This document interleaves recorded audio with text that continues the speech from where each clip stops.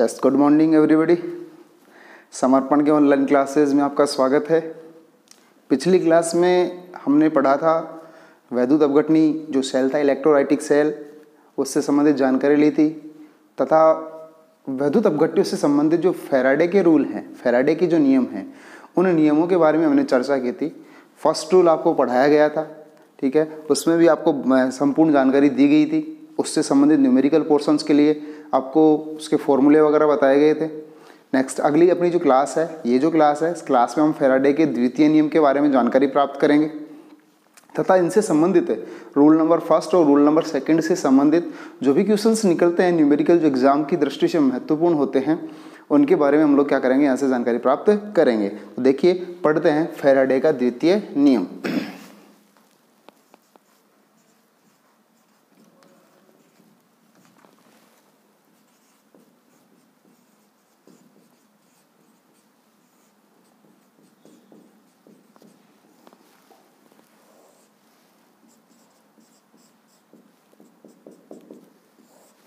देखिए, फैराडे का जो द्वितीय नियम है वो क्या कहता है कि पिछले प्रथम जो रूल पढ़ा उसमें केवल हमने एक अपघट्य की बात की और उसमें विद्युत धारा के प्रवाह की बात की। उसमें कहा गया कि भैया जितनी विद्युत धारा उसमें प्रवाहित की जाती है, ठीक है, वो एक तरीके से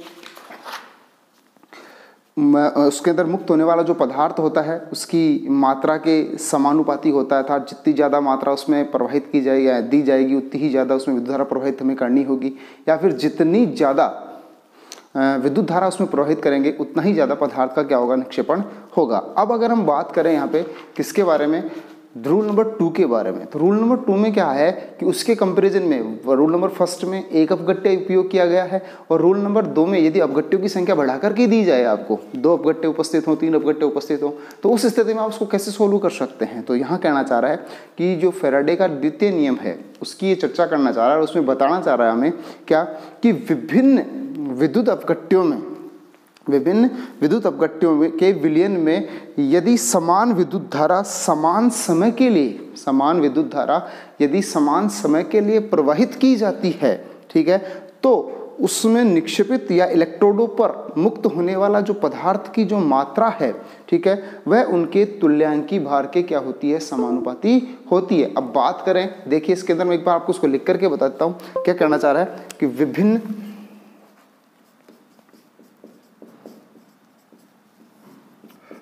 विद्युत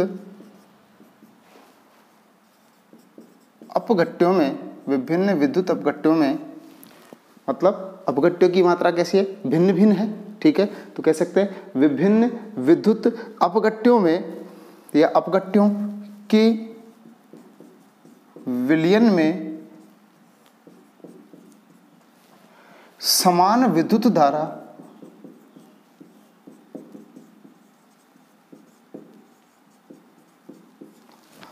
समान समय के लिए समान विद्युत धारा समान समय के लिए प्रवाहित की जाती है,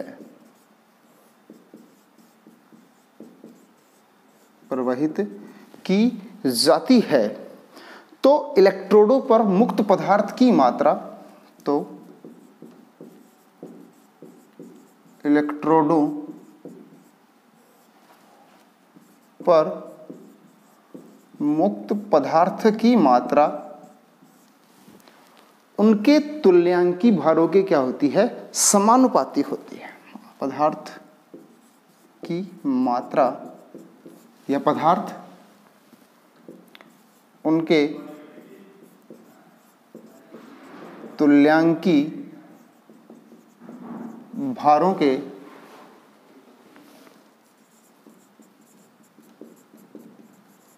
समानुपाती होती है।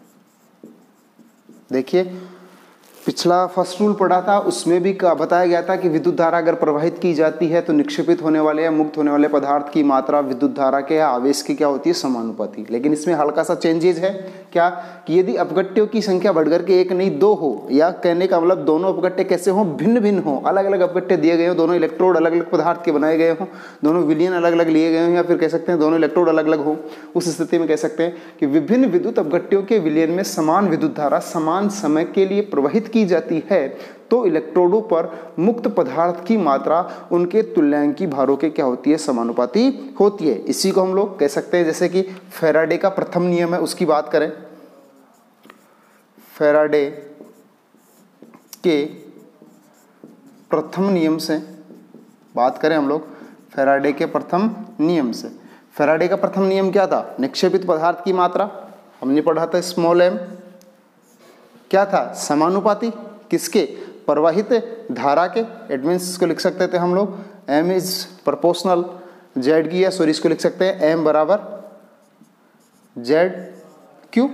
यहाँ z क्या था, विद्युत रासायनिक तुल्यांक। अब कहना क्या चाह रहा है कि समान विद्युत धारा समान समय पर प्रवाहित करें, तो आपको मालूम है कि प्रथम विद्युत अपघट्य के लिए उतनी ही विद्युत धारा प्रवाहित करेंगे और उतने ही समय के लिए, और द्वितीय विद्युत अपघट्य के लिए भी उतनी ही धारा प्रवाहित करेंगे और ठीक उतने ही समय के लिए जितने की प्रथम के लिए। इट मीन्स क्या कहा, समय और प्रवाहित धारा की मात्रा को क्या रखा गया है, समान रखा गया है। तो इसमें एक बार मैं बताना चाह रहा हूं कि यदि समान विद्युत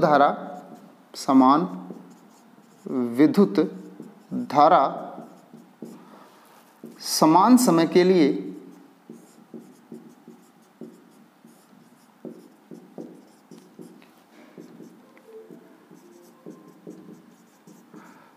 प्रवाहित हो, ठीक है, तो उस स्थिति में जो प्रथम विद्युत अपघट्य है उसके लिए निक्षेपित पदार्थ की मात्रा उसके आवेश के या एक तरीके से जेड क्यू के क्या होगी, समानुपाती होगी, या कह सकते हैं हम लोग तुल्यांकी भार के समानुपाती होगी। अब यहाँ वैद्युत रासायनिक जो तुल्यांक है वो एक तरीके से तुल्यांकी भार को भी क्या कर सकता है, व्यक्त कर सकता है, इक्विवेलेंट हो सकता है उसके। उस स्थिति को हम लोग यहाँ से जानेंगे। देखिए कैसे, आगे देखिए कहना चाह रहा है कि प्रथम वैद्युत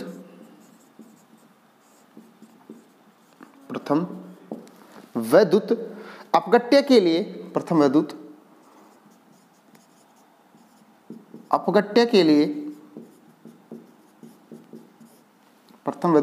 अपघट्य के लिए अब समान विद्युत धारा समान समय के लिए प्रवाहित की जाए तो उस स्थिति में क्या हो जाएगा के लिए m1 बराबर z1 क्यों हो सकता है, क्यों आवेश है, समान विद्युत धारा है तो उसमें कोई कहने की आवश्यकता नहीं, देखने की जरूरत नहीं, इसको पढ़ सकते हैं हम लोग समीकरण नंबर 1।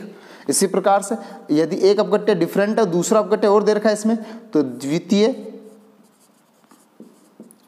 वैद्युत अपघट्य के लिए बात करें तो कह सकते हैं m2 इज इक्वल z2 क्यों, इसको कह दिया गया समीकरण नंबर 2। तो देन बात कहाँ आ रही है कि हम लोग प्रथम नियम से किसकी ओर चल रहे हैं, द्वितीय नियम की ओर चल रहे हैं। इट मीन्स कह सकते हैं कि द्वितीय नियम को डिटेल स्टडी है, उससे संबंधित या न्यूमेरिकल्स जो निकलते हैं उसको हम लोग कैसे सोल्व कर सकते हैं, उनसे एक अपघट्य की मात्रा आपको दे रखी है, दूसरे अपघट्य की मात्रा आप कैसे निकाल सकते हैं, इन सभी बातों की हम लोग क्या करेंगे, यहाँ से चर्चा करेंगे। तो देखिए एक बार इसको फिर से एक्सप्लेन करता हूँ क्या कहना चाह रहा है। रूल नंबर 2 अपना, विभिन्न वैद्युत अपघट्यों के विलयन में समान विद्युत धारा समान समय के लिए प्रवाहित की जाती है तो इलेक्ट्रोडों पर मुक्त पदार्थ की मात्रा या इलेक्ट्रोडों पर मुक्त पदार्थ उनके तुल्यांकी भारों के क्या होता है, समानुपाती होता है। देन इसको हम लोग आगे बढ़ते हैं, देखते हैं फैराडे के फर्स्ट रूल से। फैराडे का प्रथम नियम क्या था कि इलेक्ट्रोड पर प्रवाहित विद्युत धारा जो है निक्षेपित पदार्थ की मात्रा के क्या होती है, समानुपाती होती है। देन इसको लिखा था हमने m equal to z q, z यहाँ क्या था, विद्युत रासायनिक तुल्यांक था। उसी स्थिति में आगे बढ़ते हैं, यदि समान विद्युत धारा समान समय के लिए प्रवाहित की जाए, क्यों, क्योंकि अब हमारे पास जो अपघट्य हैं वो अलग अलग दे रखे हैं। एक अपघट्य को हमने प्रथम नाम दिया, द्वितीय को, दूसरे को हमने द्वितीय नाम दिया। तो उस कंडीशन में कहा प्रथम वैद्युत अपघट्य के लिए प्रथम नियम से m is proportional m1 is proportional z1 Q, और द्वितीय के लिए क्या हो जाएगा m2 प्रोपोर्शनल या इक्वल z2 क्यू। इनको अलग अलग नाम दे दिया गया, समीकरण 1 व समीकरण 2। अब उसी स्थिति में समीकरण 1 को समीकरण 2 से क्या करने पर, डिवाइड करने पर, भाग देने पर, समीकरण 1 को 2 से भाग लगाने पर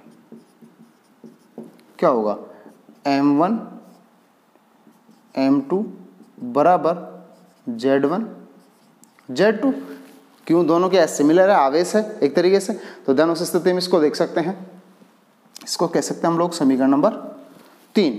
अब देखिए यहाँ से, अब यहाँ क्या है कि वैद्युत रासायनिक जो तुल्यांक है वो क्या होता है, इसके तुल्यांकी भार के इक्विवेलेंट होता है। तो देन उस स्थिति में हम लोग इसको क्या कर सकते हैं, एक तरीके से इस प्रकार भी लिख सकते हैं, क्या, E1 बटा E2, क्योंकि Z1 और Z2 या E1 E2 क्या है, एक तरह से एक दूसरे के इक्वल है, ठीक है। तो उस कंडीशन इसको नंबर दिया गया समीकरण नंबर 3, मतलब m1 अपॉन m2 बराबर Z1 अपॉन Z2 बराबर E1 अपॉन E2। इसके लिए पीछे हमने पढ़ा है कि ये इसके क्या हो सकते हैं, इक्विवेलेंट हो सकते हैं, समान हो सकते हैं। तो देन उस स्थिति में हम लोग अभी यहाँ E जो है वो क्या दे रखा है आप लोगों को, E बराबर क्या दे रखा है, तुल्यांकी भार,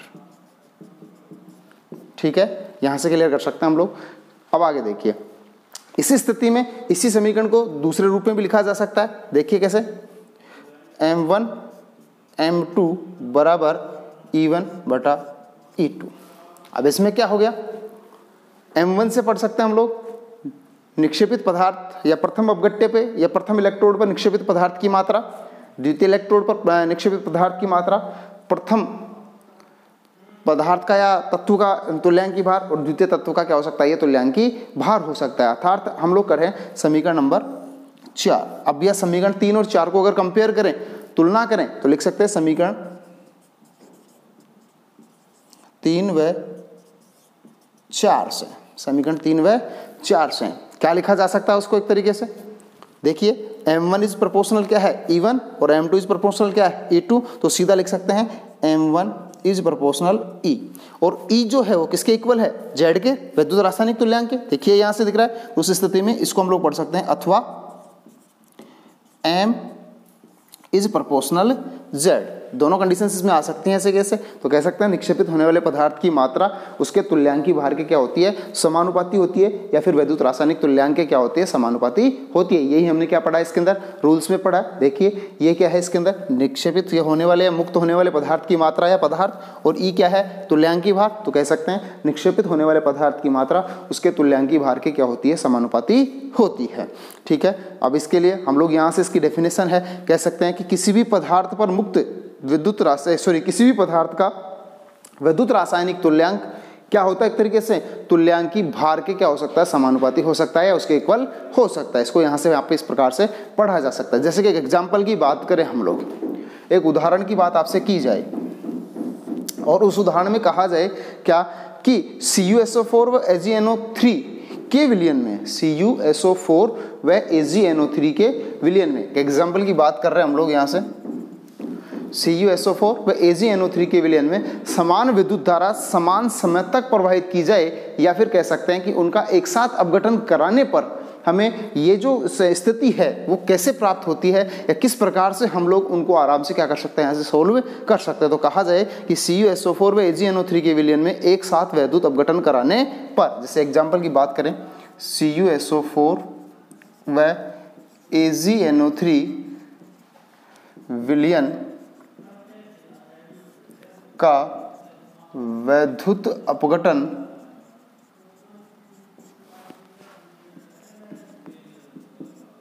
कराने पर, देखिए इसमें अब क्या करना चाह रहा है कि CuSO4 और AgNO3 विलयन के विद्युत अपघटन कराने पर, तो आपको मालूम है कि CuSO4 और AgNO3 जो है दोनों अलग अलग अपघट्य हैं, ठीक है। उस कंडीशन में उनके इलेक्ट्रोड्स भी क्या होंगे, अलग अलग होंगे। तो सीधे शब्दों में कहेंगे कि निक्षेपित होने वाले पदार्थ की मात्रा उनके तुल्यांकी भार के क्या होगी, समानुपाती। तो उस स्थिति में कहूँ निक्षेपित Cu की मात्रा, इसको ऐसे लिखा जा सकता है, निक्षेपित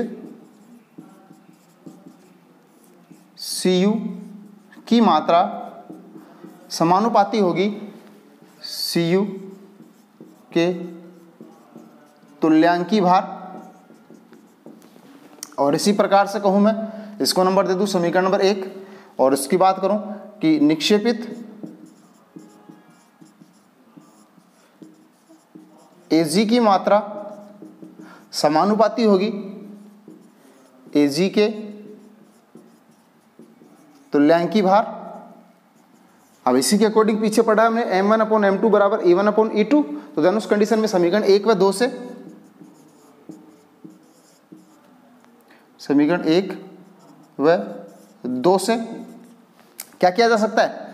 निक्षेपित Cu की मात्रा बटा निक्षेपित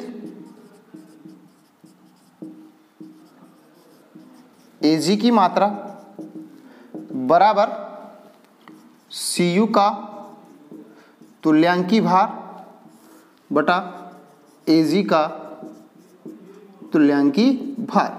इससे हम लोग क्या कर सकते हैं कि कोई भी पदार्थ की निक्षेपित मात्रा हमें दे रखी है और भैया इन दोनों में से जैसे Cu का तुल्यांकी भार दे रखा है तो Ag का तुल्यांकी भार ज्ञात कर सकते हैं, Ag का तुल्यांकी भार दे रखा है तो Cu का तुल्यांकी भार हम लोग यहाँ से ज्ञात कर सकते हैं। इसी प्रकार से यदि इन दोनों के तुल्यांकी भार हमें दे रखे हैं और निक्षेपित पदार्थ की मात्रा में बता रखी है तो Cu की मात्रा हम आसानी से ज्ञात कर सकते हैं। Cu की दे रखी है तो Ag की निक्षेपण की मात्रा हम लोग क्या कर सकते हैं, यहाँ से ज्ञात कर सकते हैं। तो सीधे शब्दों में रूल नंबर फर्स्ट और रूल नंबर सेकंड जो है वो वैद्युत अपघट्य या इलेक्ट्रोडों पर निक्षेपित होने वाले पदार्थ की मात्राओं को आसानी से ज्ञात किया जा सकता है। अगर अकेले इलेक्ट्रोड प्रेजेंट हैं, अकेले एक ही प्रकार के अपघट्य वहां पे अपघटक यहाँ पे मौजूद हैं, उस कंडीशन में रूल नंबर फर्स्ट के अकॉर्डिंग हम लोग क्या कर सकते हैं, एक तरीके से निक्षेपित पदार्थ की मात्रा ज्ञात कर सकते हैं। यदि आपको भिन्न भिन्न अपघट्य दे रखे हैं, विभिन्न इलेक्ट्रोड दे रखे हैं, तो उन कंडीशन में आप लोग क्या कर सकते हैं, यहाँ से रूल नंबर 2 के अकॉर्डिंग इनके निक्षेपण की मात्रा का क्या कर सकते हैं, गणना कर सकते हैं। उसके लिए क्वेश्चन आपको यहाँ से समझाया जाए, एक न्यूमेरिकल आपको दिया जाए, उससे पहले आप लोग क्या कर सकते हैं, इसका स्क्रीनशॉट ले लीजिए एक बार,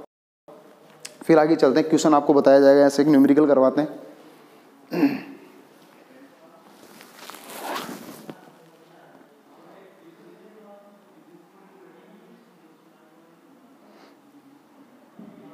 ठीक है, आपने इसका स्क्रीनशॉट ले लिया होगा ताकि आपको लिखने में कोई दिक्कत नहीं आए, समस्या नहीं आए इसके अंदर। देखिए बात करें हम लोग कि इससे संबंधित जो न्यूमेरिकल्स है एग्जाम में जो क्वेश्चन वो कैसे पूछा जाएगा। सबसे पहले तो क्वेश्चन आता है कि फैराडे के द्वितीय नियम को लिखिए। फैराडे का द्वितीय नियम क्या होता है, फैराडे का प्रथम नियम क्या होता है, तो दोनों बातें आपको बता दी गई है, लिख दी गई है आपके सामने। देन उस कंडीशन के एग्जांपल्स के रूप में भी आपको बताया गया। अब आता है इसके अंदर बात कि इसका क्वेश्चन आपसे कैसे पूछा जाएगा, न्यूमेरिकल आपको इस पर कैसे बनता है, कैसे पूछता है वो। तो उस न्यूमेरिकल की हम लोग यहाँ से चर्चा करें तो देखिए मैं इसको थोड़ा सा क्लियर कर देता हूँ, उसके बाद मैं क्वेश्चन आपके सामने लिखता हूँ, उसके बाद अपन लोग क्या करते हैं उसको सोल्व करते हैं। वो क्या होगा, आपका जो एग्जाम्पल दिया गया उसके बेसिस होगा, उस पर आधारित होगा, तो देन उसी के अकॉर्डिंग आपको क्या कर दिया जाएगा, यहाँ पे समझा दिया जाएगा। देखते हैं, आपको बताते हैं एक बार। इसको मैं रख लेता हूँ क्योंकि आवश्यकता होगी हमें इसको समझने में, थोड़ी सी ज़रूरत पड़ेगी इसकी। इसको मैं छोड़ देता हूँ। देखिए क्वेश्चन क्या है,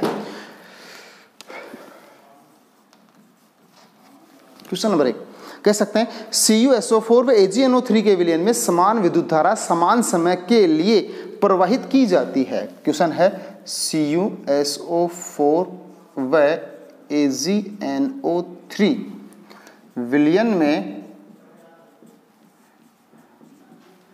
समान विद्युत धारा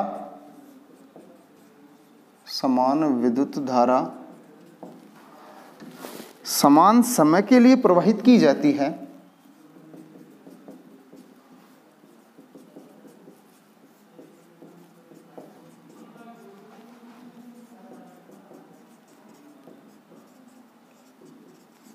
समान समय के लिए प्रवाहित की जाती है यदि Cu के निक्षेपण की मात्रा, कह सकते हैं जैसे Cu मतलब एक तरीके से कैथोड पे जाएगा तो कह सकते हैं CaTHOD, कैथोड पर Cu के निक्षेपण की मात्रा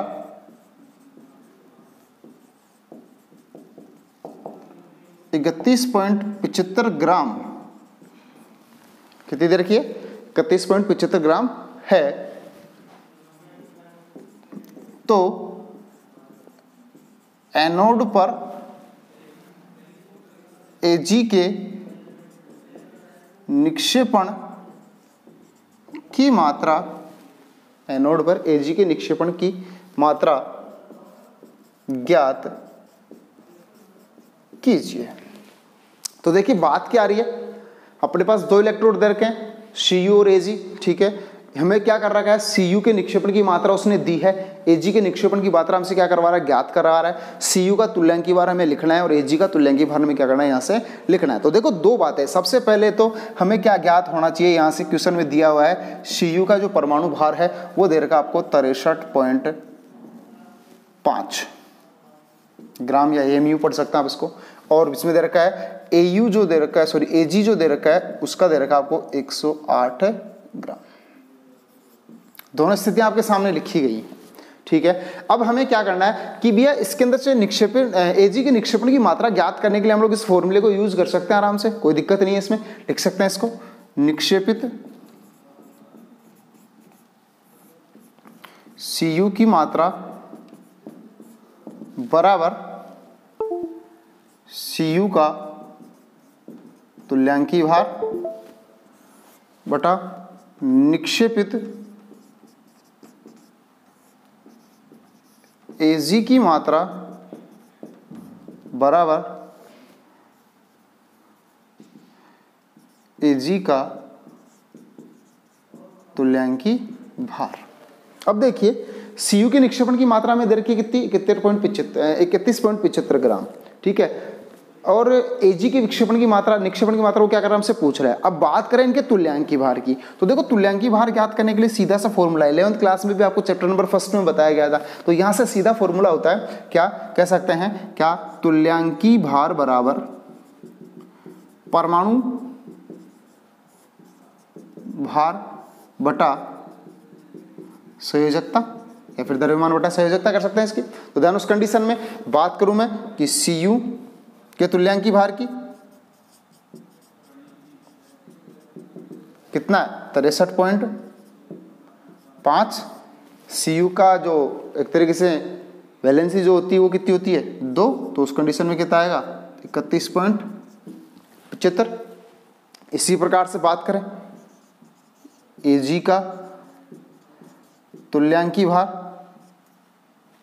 ठीक है, उस स्थिति में 108/1, देन क्या हो जाएगा 108 ग्राम, ठीक है। तो अब देखिए इसमें आप लोग वैल्यूएशन रखें और आराम से इनके निक्षेपण की मात्रा को हल कर सकते हैं। देखिए Cu के निक्षेपण की मात्रा आपको दे रखी है कितनी, 31.75।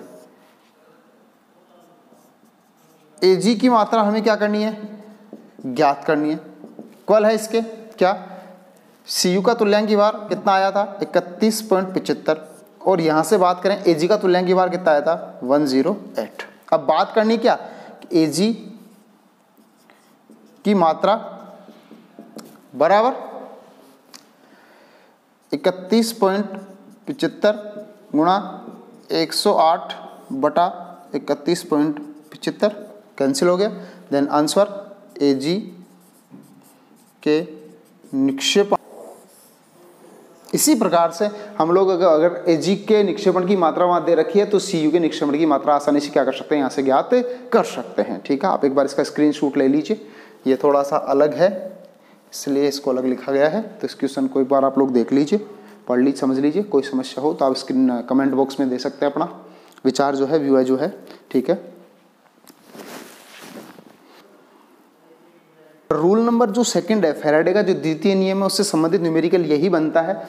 ये न्यूमेरिकल बार बार पूछा जाता है एग्जाम में, तो इससे संबंधित मैंने जानकारी दे दी। अब हमें रूल नंबर जो फर्स्ट था, फैराडे का जो प्रथम नियम था, उससे संबंधित न्यूमेरिकल अपन ने सोल्व नहीं किया था पिछली क्लास में।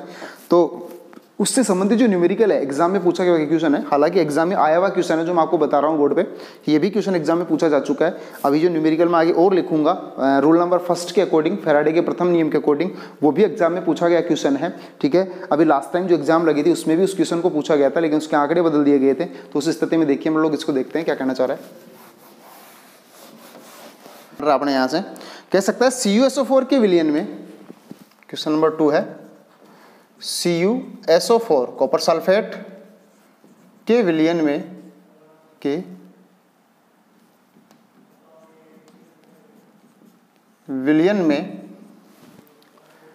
1.5 एम्पियर की धारा के विलयन में 1.5 एम्पियर की धारा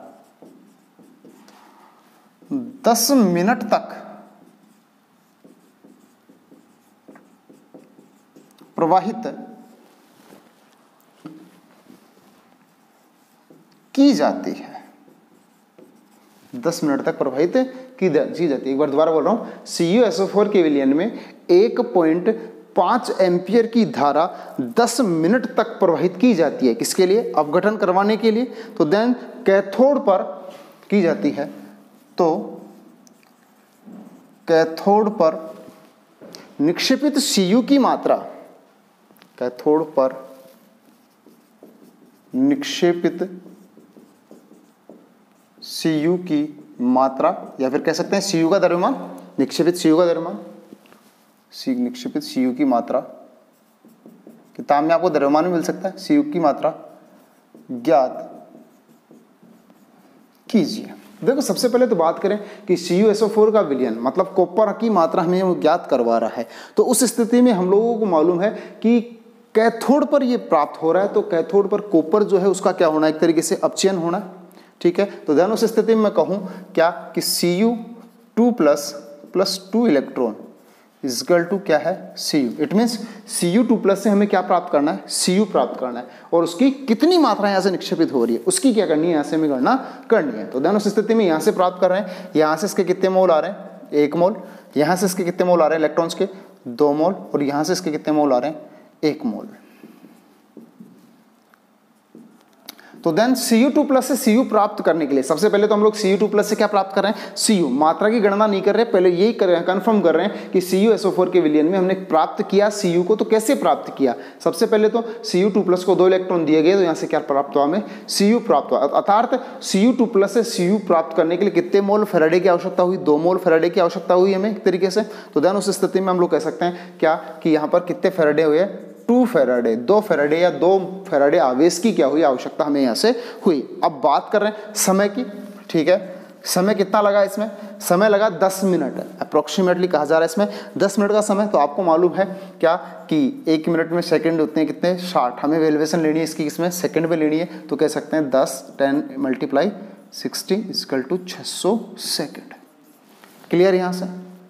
अब तीसरी बात आ रही है क्या कि Cu की मात्रा। अब हमें रूल नंबर जो फर्स्ट था उसमें आपको एक समीकरण लिखवाया गया था, एक इक्वेशन लिखवाया गया था, और उसमें कहा गया था कि इसमें एग्जाम में क्वेश्चन जो पूछे जाते हैं, ठीक है, उसके लिए ये क्या होता है, बड़ा ही महत्वपूर्ण होता है। और वो लास्ट कंडीशन में आपको बताया गया था क्या कि m बराबर निक्षेपित पदार्थ की मात्रा को क्या पढ़ा था आपने, m पढ़ा था, और देन उसमें पढ़ा गया था m बराबर m गुणा I गुणा T बटा फेराडे, और मल्टीप्लाई में मैंने संयोजकता लिखवाया था। तो वो देखो क्या है कि एनसीईआरटी की बुक में उसके अंदर संयोजकता शब्द को यूज किया गया है, बाकी उसके लिए संयोजकता को लिखने की जरूरत नहीं है। यहाँ से मतलब कि आप फेराडे को भी सीधा पढ़ सकते हैं, तो उसमें आप लोग संशोधन कर सकते हैं, संयोजकता को वहां से क्या कर सकते हैं, हटा सकते हैं। तो उसकी स्थिति में लिख सकते हैं m गुणा I गुणा T अपॉन F। अपनी जो RBSC की जो बुक है उसके अंदर आपको यहाँ ये फॉर्मूला मिलेगा, जबकि एनसीईआरटी की जो बुक है वहाँ पे आपको एक संयोजकता शब्द यहाँ पे लिखा हुआ और मिलेगा। तो उस कंडीशन में कोई मतभेद नहीं है,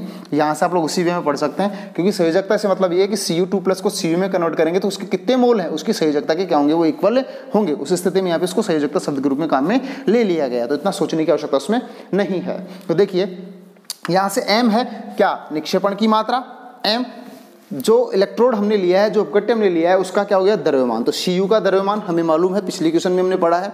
I हमें मालूम है कि 600 कितने विद्युत धारा 1.5 एम्पियर की धारा इसमें प्रवाहित की जा रही है। यहाँ से मैं लिख देता हूँ I बराबर 1.5 एम्पियर, ठीक है। T समय की बात हमने कर ली, कितनी, 60 सेकंड का समय इसने लिया। फेराडे कितने हैं, 2 फेराडे हैं, तो उस स्थिति में लिख सकते हैं इसके अंदर वैल्यूएशन m = 31 उसकी वैल्यूएशन जो दे रखी है वो है एक तरीके से Cu जो है उसका द्रव्यमान होता है 63.5 के समथिंग है, ठीक है। पिछले क्वेश्चन में हमने पढ़ा था 63.5 गुणा I की वैल्यूएशन 1.5 एम्पियर मल्टीप्लाई T समय कितना है 600 सेकंड बटा आवेश की बात करें फेराडे, कितने फेराडे हैं, Cu2 प्लस को Cu में बदलने के लिए 2 फेराडे, तो लिख सकते हैं 2 × 96,500 कूलम।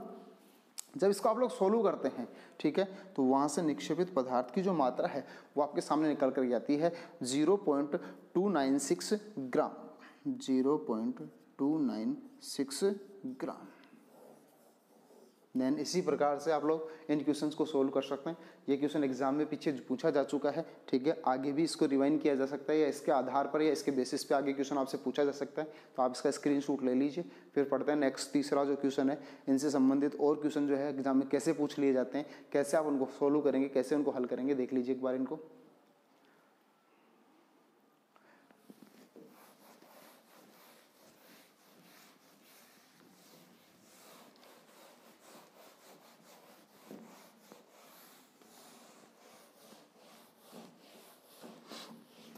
क्वेश्चन नंबर 3 आ रहा है कि निम्न के अपचयन के लिए कितने आवेश की आवश्यकता होती है।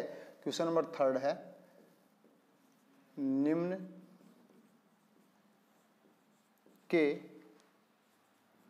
अपचयन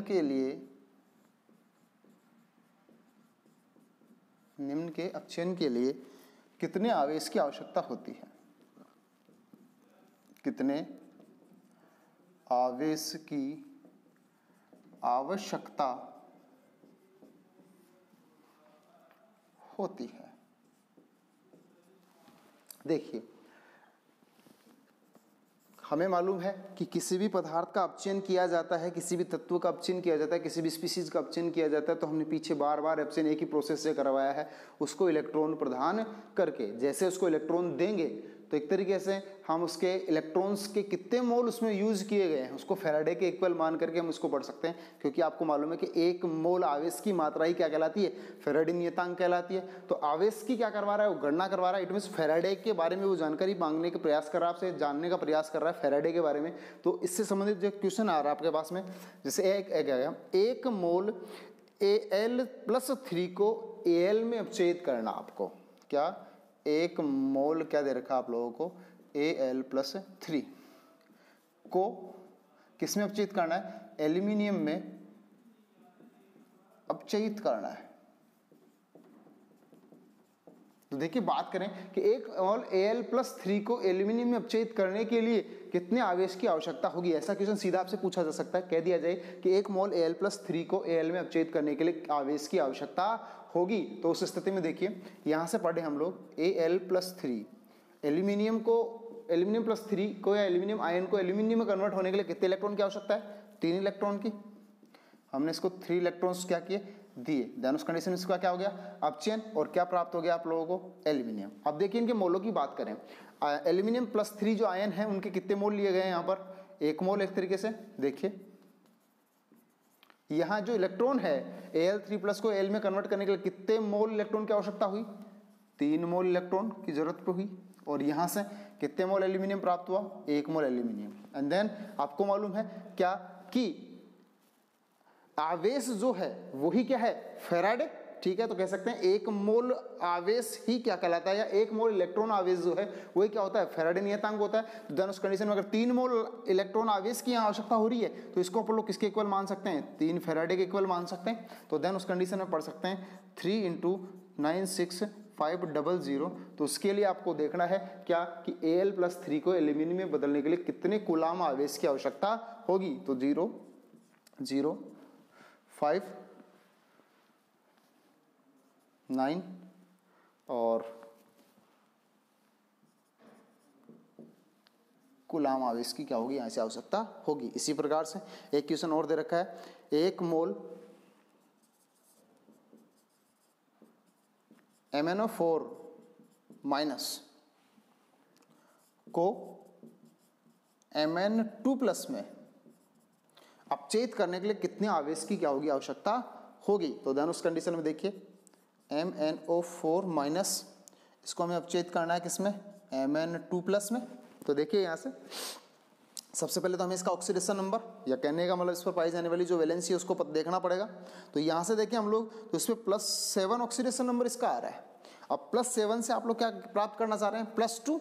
ठीक है, तो उस स्थिति में हमें क्या करना होगा, यहाँ से कितने इलेक्ट्रॉन इसको दिए जाएं या फिर कितने इलेक्ट्रॉन इसके त्यागे जाएं जिससे कि हमें क्या प्राप्त हो जाए, Mn+2 प्राप्त हो जाए। तो उस स्थिति में देखिए MnO4+, यदि इसको मैं MnO4- यदि मैं इसको 5 इलेक्ट्रॉन प्रदान कर दूं, किसको, मैग्नीज को, क्योंकि मैग्नीज का ऑक्सीडेशन नंबर कितना आ रहा है, +7 आ रहा है। तो देन यहाँ से हमें क्या मिल जाएगा, Mn2+ मिल जाएगा। यहाँ से मोलों की संख्या कैलकुलेट कर लो। देखिए MnO4 के कितने मोल दे रखे हैं आपको, 1 मोल। यहाँ 5 इलेक्ट्रॉन दिए गए हैं तो इसके मोलों की संख्या कितनी होगी, 5 मोल। और यहाँ से Mn2+ जो है कितने मोल प्राप्त हो रहे हैं इसके, 1 मोल। देन 5 मोल इलेक्ट्रॉन्स हैं। ठीक है, तो 5 मोल अगर इलेक्ट्रॉन दे रखे हैं तो कितने फैराडे हो गए, 5 फैराडे आवेश की आवश्यकता होगी Mn+7 को Mn+2 में कन्वर्ट करने के लिए। तो ध्यान उस स्थिति में हम लिख सकते हैं 5 × 96500। जब इसका सोल्व करेंगे आप लोग तो देखिए कैलकुलेट कर लीजिए, 0 0 5 2 और 9 पंजे 45, तो देन उस कंडीशन में लिख सकते हैं इसको 4,82,500 कूलाम क्या होगी आवश्यक, आवेश की हमें क्या होगी यहाँ से आवश्यकता होगी। तो इसी प्रकार के और भी इससे रिलेटेड जो क्वेश्चन वो आपसे पूछे जा सकते हैं, उन क्वेश्चंस को आप लोग सोल्व कर सकते हैं। तो एक बार आप इसका स्क्रीनशॉट ले लीजिए, फिर अपने पास एक क्वेश्चन और बचता है, उस क्वेश्चन को और सोल्व करते हैं। ठीक है, देखते हैं क्या करना चाह रहा है। क्लियर कर देता हूँ मैं इसको।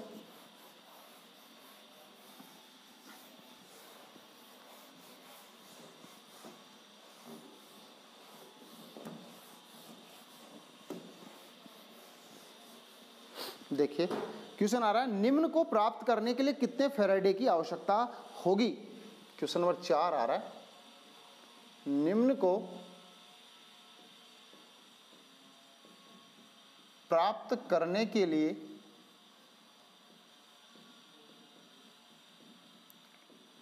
कितने फैराडे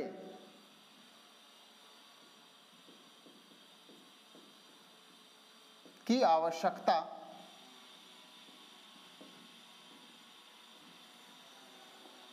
होगी। कैसे कहना चाह रहा है कि गलित CaCl2 से, जैसे ए नंबर डाला इसमें, गलित CaCl2 से 20 ग्राम Ca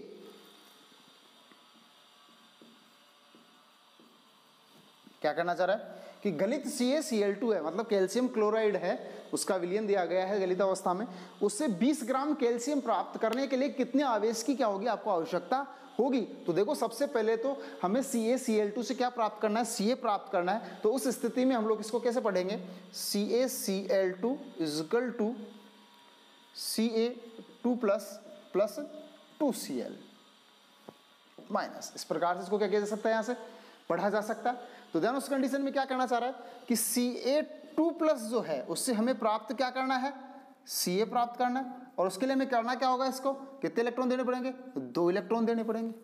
ठीक है, तो उस स्थिति में लिख सकते हैं इसके कितने मोल हैं, सॉरी यहाँ से 1 मोल Ca के, Ca2 प्लस के, यहाँ इसके कितने मोल है 2 मोल, और इसके कितने मोल है 1 मोल, एंड देन 2 मोल से मतलब 2 फैराड। अब सीधे शब्दों में क्या कहना चाह रहा है, अब 1 मोल कैल्शियम जो दे रखा है उसका भार कितना होता है 40 ग्राम, द्रव्यमान कितना होता है 40 ग्राम। तो कह रहा है कि अगर 40 ग्राम कैल्शियम में प्राप्त करना है तो 2 मोल फैराडे की आवश्यकता होती है। यदि हमें प्राप्त करना है कितना 20 ग्राम, तो कितने फैराडे की क्या होगी आवश्यकता होगी। तो सीधे शब्दों में लिख सकते हैं, चूंकि 40 ग्राम कैल्शियम प्राप्त करने के लिए 40 ग्राम कैल्शियम प्राप्त करने के लिए आवश्यक फैराडे कितने हैं 2 फैराडे। देखिए 40 ग्राम प्राप्त करने के लिए कितने की 2 फैराडे की आवश्यकता हो रही है। उसी प्रोसेस में 1 ग्राम कैल्शियम प्राप्त करने के लिए आवश्यक फैराडे कितने हो गए 2F/40, और बात करनी है किसने की 20 ग्राम की, तो कह सकते हैं 20 ग्राम कैल्शियम प्राप्त करने के लिए आवश्यक फैराडे बराबर 2 × F/40 × 20 कैंसिल, एंड देन कितना बच गया 1 फैराडे, मतलब 96,500 कूलाम आवेश की क्या होगी यहाँ से आवश्यकता होगी। ठीक है, आप इसे देख सकते हैं, स्क्रीनशॉट ले लीजिए इसका। ठीक है, अगली क्लास में हम लोग पढ़ेंगे वैद्युत अपघट्य से या इनकी चालकता से संबंधित जो कुछ डेफिनेशंस है उनके बारे में हम लोग यहाँ से जानकारी प्राप्त करेंगे। ठीक है, अपना चैप्टर जो है लगभग 70% कंप्लीट हो गया है। कुछ 2 क्लास या 3 क्लासों में आगे वाला जो चैप्टर है, आगे वाला पोर्शन वो कंप्लीट हो जाएगा। उसके बाद आपको नोट्स इसके अवेलेबल हो जाएंगे। ठीक है, प्रोवाइड करवा दिए जाएंगे आपको, ताकि आपके अध्ययन में या स्टडी में कोई समस्या नहीं हो। ठीक है, और कोई समस्या हो तो अपने कमेंट बॉक्स में हमें सूचित कर सकते हैं, इन्फॉर्म कर सकते हैं, और आप उसके बारे में दोबारा से जानकारी प्राप्त कर सकते हैं। धन्यवाद।